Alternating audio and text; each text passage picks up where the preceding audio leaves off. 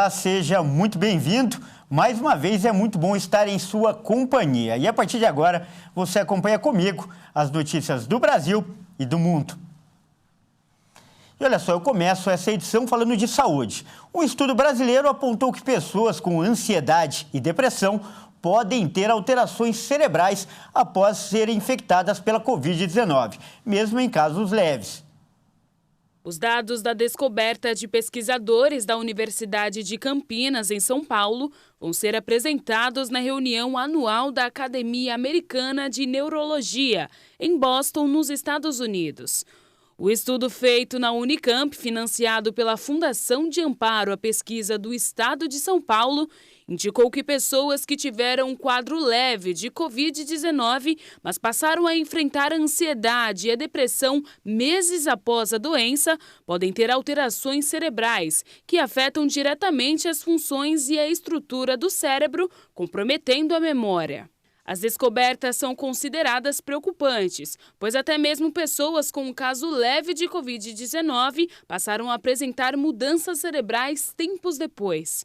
O estudo reuniu 254 pessoas com idade média de 40 anos e que passaram por uma infecção leve pelo coronavírus em média 3 meses antes. Por meio de testes, os cientistas avaliaram os sintomas de depressão e ansiedade em cada um. Do total, 102 voluntários apresentaram sinais dessas condições e 152 não. Os pesquisadores analisaram se havia danos à massa cinzenta do cérebro para determinar se aconteceu um encolhimento da região.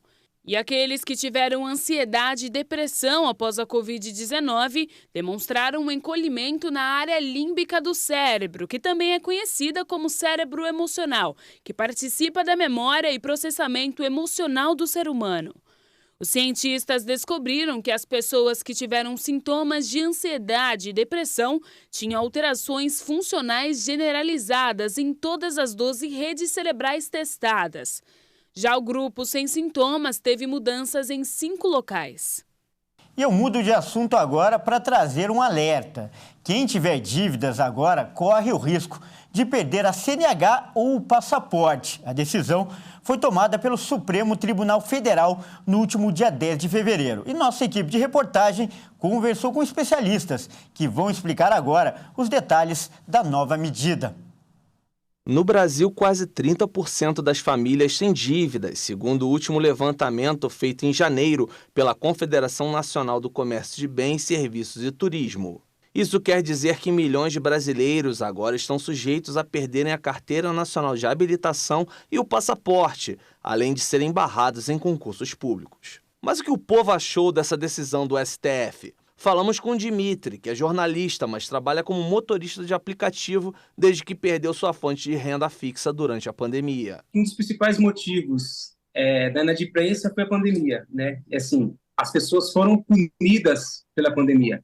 E mais uma vez, assim, punidas por estarem inadimplentes. Eu acho que, na verdade, o governo deveria desenvolver medidas que facilitassem esse processo de recuperação, né, financeira das pessoas e não querer puni-las de alguma forma. O dispositivo do Código de Processo Civil, julgado constitucional pelo Supremo Tribunal Federal, autoriza o juiz a determinar medidas coercitivas que julgue necessárias no caso de pessoas inadimplentes, desde que não avance sobre direitos fundamentais e observe os princípios da proporcionalidade e razoabilidade, conforme observou o ministro Luiz Fux, relator da decisão.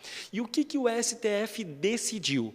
Ele decidiu que simplesmente essa medida ela vai ser aplicada desde que seja subsidiária, ou seja, haja outras medidas anteriores, e, em segundo lugar, respeite os direitos fundamentais daquela pessoa que vai sofrer essas medidas.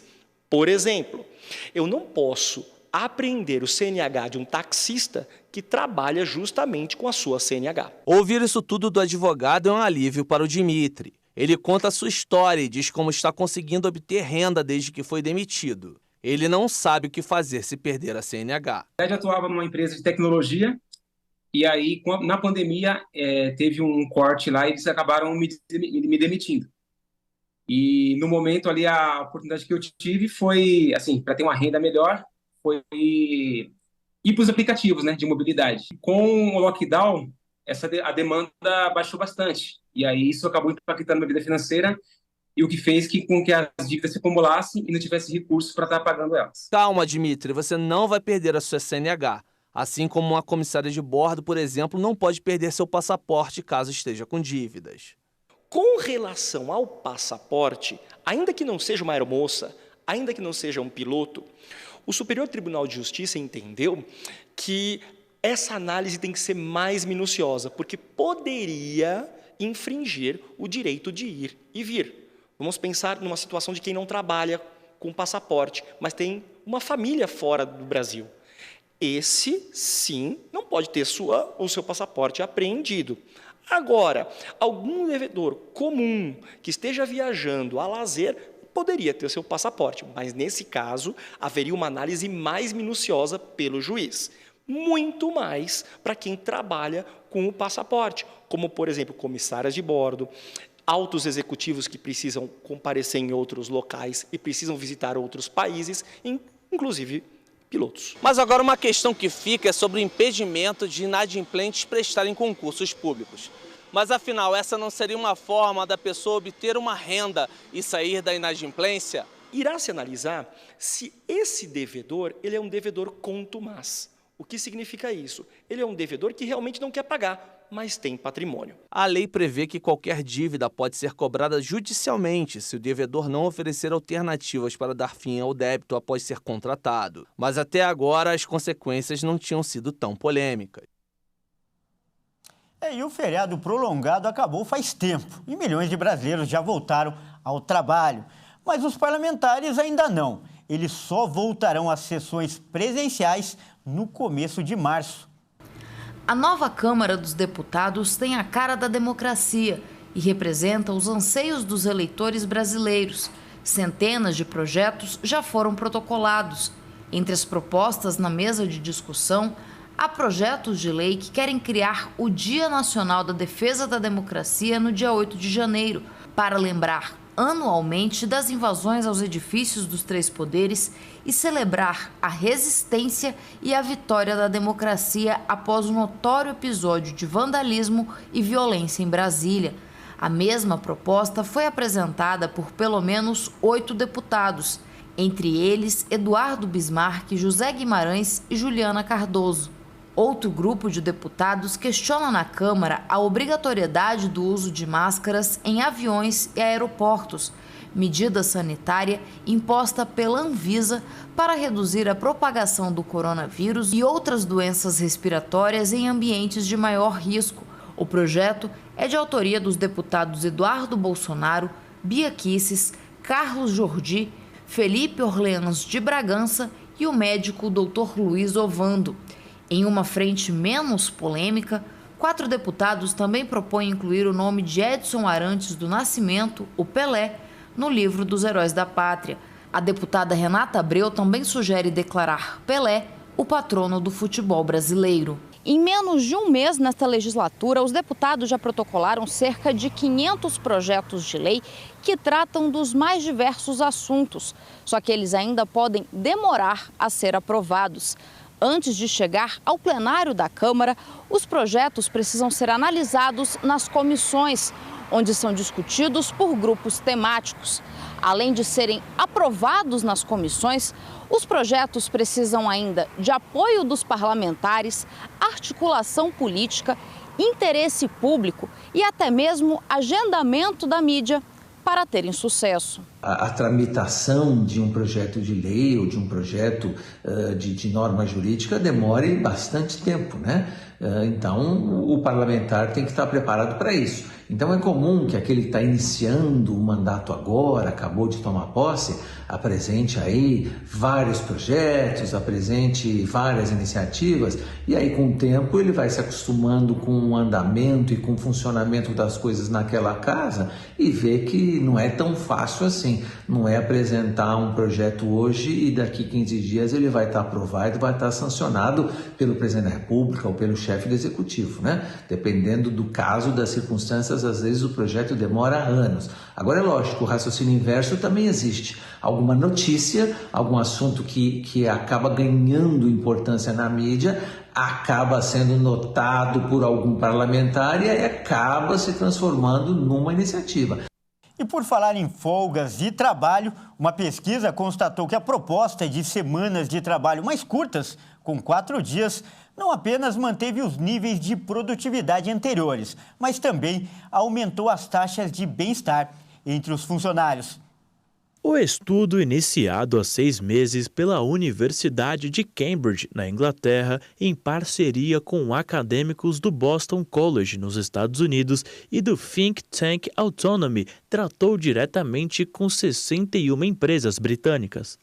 As companhias se comprometeram a reduzir a carga semanal de trabalho em 20%, sem modificar os salários oferecidos e mantendo as metas de produtividade em tempo integral. Ao longo desse período, eles puderam analisar que a redução de tempo de trabalho reduziu significativamente os níveis de estresse e doenças relacionadas ao trabalho, com relatos de 71% dos funcionários com menores taxas de esgotamento. Os níveis autorrelatados de ansiedade e fadiga diminuíram entre os trabalhadores, enquanto a saúde mental e física melhorou. Além disso, foi observada uma redução em 65% nas abstenções e 57% menos desligamentos do trabalho, comparando os dados dos mesmos períodos um ano antes. As empresas também não tiveram uma redução em suas receitas. Pelo contrário, houve um crescimento médio de 1,4% no período analisado. Já os funcionários, quando questionados sobre como aproveitariam o dia de descanso, em sua maioria, afirmaram uma maior administração da vida, como tarefas simples de compras e limpeza. Os pais de crianças pequenas puderam reduzir custos como creche, enquanto aqueles que tinham filhos mais velhos se dedicaram a tarefas novas ou hobbies antigos. Os trabalhadores alegaram que, com a redução de carga horária, se sentiam mais valorizados e mais motivados. Após a divulgação dos resultados prévios para as empresas, cerca de 92% delas que participaram do estudo afirmaram que pretendem continuar com a semana de trabalho de 4 dias. Já 18 das 61 empresas confirmaram a mudança como permanente. E a seguir, o programa Fome Zero completa 20 anos e ainda rende frutos para a cidade do interior do Piauí, onde tudo começou. E você vai ver também. Igreja Internacional da Graça de Deus se mobiliza para ajudar as vítimas da tragédia no litoral norte de São Paulo. Nós voltamos já.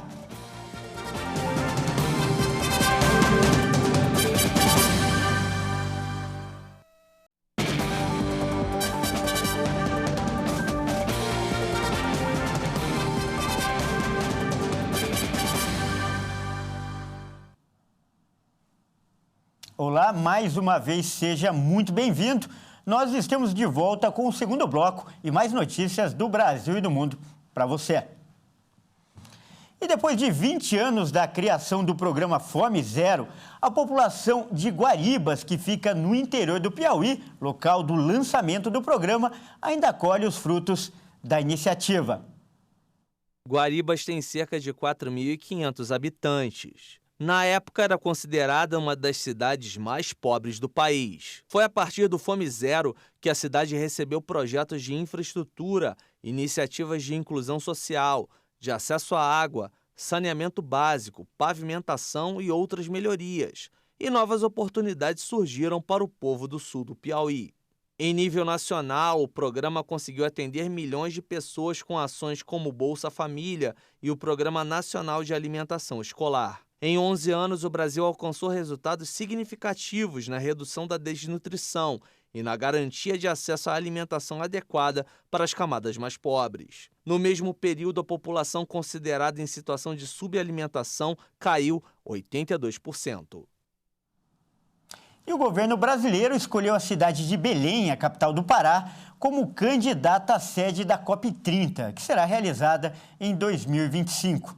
Para Belém, a indicação é uma chance de mostrar ao Brasil e ao mundo como uma metrópole pode se desenvolver e ainda manter uma relação de harmonia com a floresta e buscar qualidade de vida para a sua população. Localizada na porção oriental da maior floresta tropical do mundo, Belém já foi sede de diversos eventos multinacionais como o Fórum Social Pan-Amazônico. A COP30, além de jogar os holofotes do mundo sobre a capital paraense, também será uma grande oportunidade para o desenvolvimento da cidade. Os setores hoteleiro e de serviços devem receber investimentos a fim de hospedar chefes de Estado, grandes empresários, ativistas e jornalistas do mundo todo. Essa movimentação também irá gerar empregos e qualificação de mão de obra. A Prefeitura, por exemplo, já investe em programas em parceria com universidades para a formação de intérpretes e guias turísticos.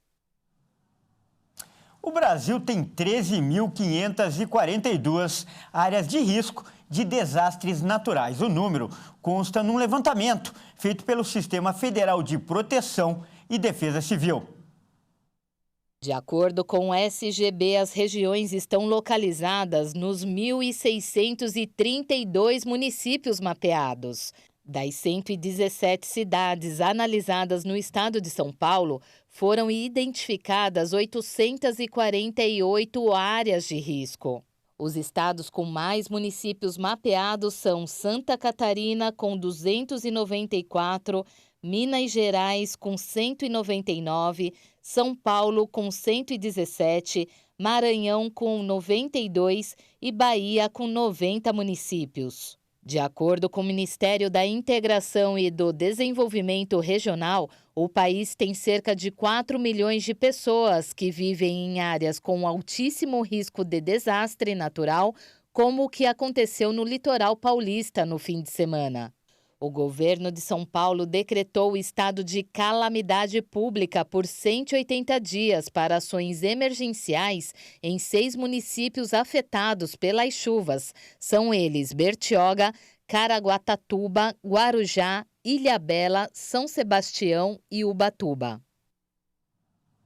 E sobre esse assunto, a Igreja Internacional da Graça de Deus está arrecadando doações para ajudar as vítimas da tragédia no litoral norte de São Paulo. Nós vamos mostrar agora como esse trabalho é feito para ajudar material e espiritualmente as pessoas.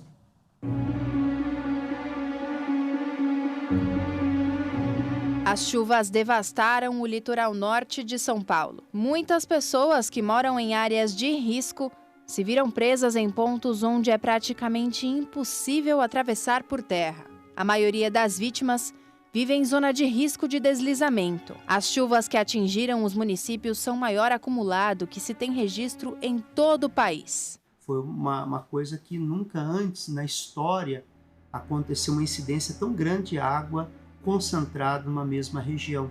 Tivemos tragicamente percas e a nossa expectativa agora é que encontre as pessoas que estão desabrigadas, alguns estão desaparecidos. Oramos a Deus, pedimos para que sejam encontradas em vida, né, e também com a sua integridade. Foram mais de 600 milímetros de chuva em 24 horas, que deixou um rastro de destruição ainda difícil de calcular. E assim, foi questão de 15 a 20 minutos só. Quando a gente percebeu que ela estava alta, realmente ia subir muito e não dava para salvar nada. Aí a gente conseguiu colocar a escada e subiu ela, subiu meu filho, que eu tenho um menino de 7 anos, aí subimos cachorros, né, o periquito do meu irmão. Aí a gente conseguiu pegar os documentos, eu consegui pegar uma coberta, graças a Deus, mas assim, me cobriu.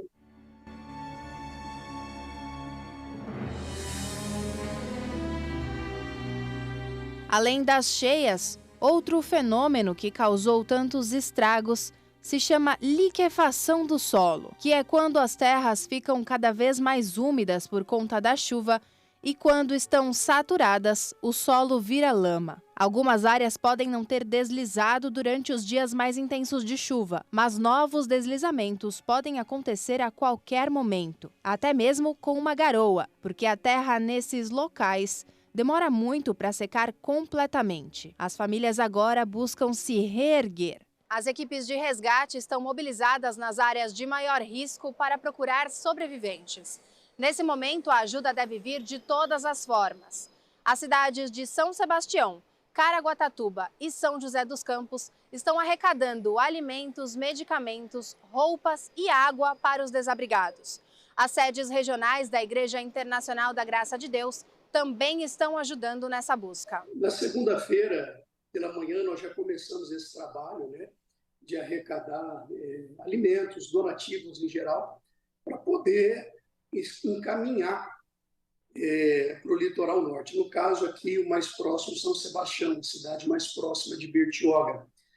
E, a princípio, a atitude que eu tive aqui como pastor da igreja, também tendo o apoio do nosso deputado estadual, Daniel Soares, a pedido dele também, de sua equipe, logo de imediato nós montamos aqui na igreja um posto de arrecadação. Além da arrecadação dos mantimentos, a Igreja Internacional da Graça de Deus está oferecendo apoio espiritual. Nós estamos aqui para dar um amparo não só social, mas o espiritual também. Eu acredito que é de grande importância justamente para que, quando esses impactos vêm, as pessoas possam suportar. Então, através da fé, através do aconselhamento, as pessoas que às vezes chegam nessa situação desesperadas, porque elas se veem sem nada, perdeu tudo que tinha. Então, nós fazemos esse trabalho de acolher, de ouvir. Muitas, às vezes, precisam isso de alguém para que ouça. E tem que sempre trazer uma palavra de fé. As famílias precisam desse apoio para recuperar parte do que perderam durante as chuvas. Então, é difícil até falar, Porque a loja mesmo, faz anos que a gente tem a loja, Mas isso aqui é igual no outro dia mesmo. Eu já coloquei no status pro pessoal lá de São José, Porque como eu sou de São José, eu já coloquei mutirão lá pro pessoal, quem tivesse as coisas para estar doando. Mas para quem perdeu um vizinho, um amigo ou alguém da família, esse processo é ainda mais lento e doloroso.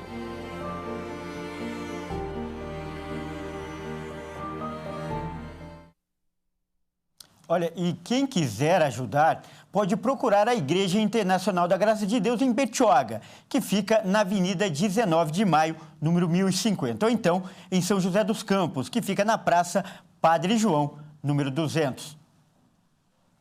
Bom, essa edição fica por aqui. Eu agradeço demais pela sua companhia e convido a continuar ligado em nossa programação. Até mais!